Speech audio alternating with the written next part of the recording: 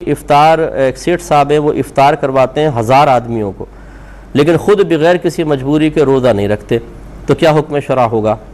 دیکھیں، شیطان کا بہت بڑا دھوکہ ہے کہ انسان فرائض اور واجبات کو ترک کرے اور معاذ اللہ ثم معاذ اللہ سمجھے کہ نفل میں کروں گا تو اللہ تعالیٰ مجھ سے متاثر ہو کر میرے فرائض کی کوتاہی معاف کر دے گا۔ ذرا خود سوچئے کہ فرض کسی نبی سے بھی معاف نہیں ہوئے ہیں، صحابہ کرام سے معاف نہیں ہوئے ہیں، واجب ان سب نے پورے کیے ہیں، پوری زندگی پورے کیے ہیں۔ یہ سیٹ صاحب کو یہ نواب آ گیا ہے کہ کھانا کھلا دے اور پھر خود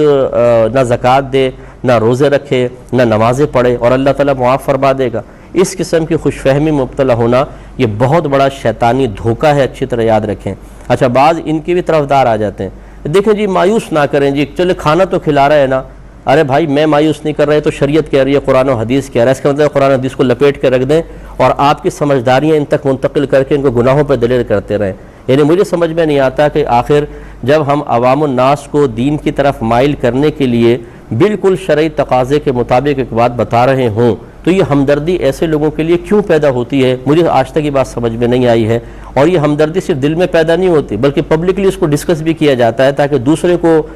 ذلیل کیا جائے، دوسرے کی بات کو بس غلط ثابت کر دیا جائے، ہم زیادہ ہمدرد ہیں۔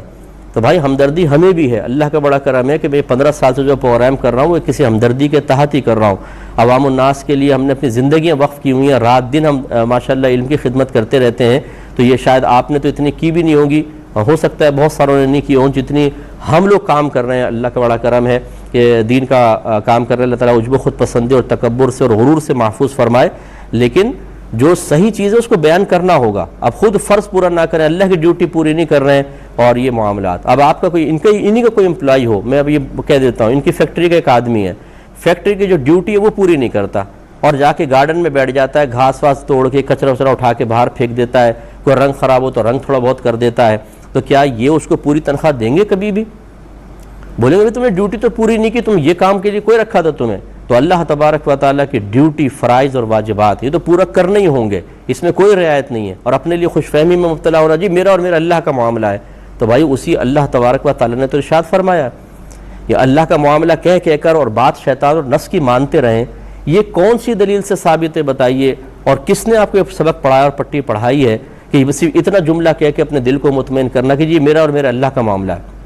اگر اتنی اللہ سے محبت ہے اور اتنی اللہ تعالیٰ کے ساتھ آپ کے راز و نیاز کی باتیں ہیں تو اپنے محبوب کی بات مانی جاتی ہے، محبوب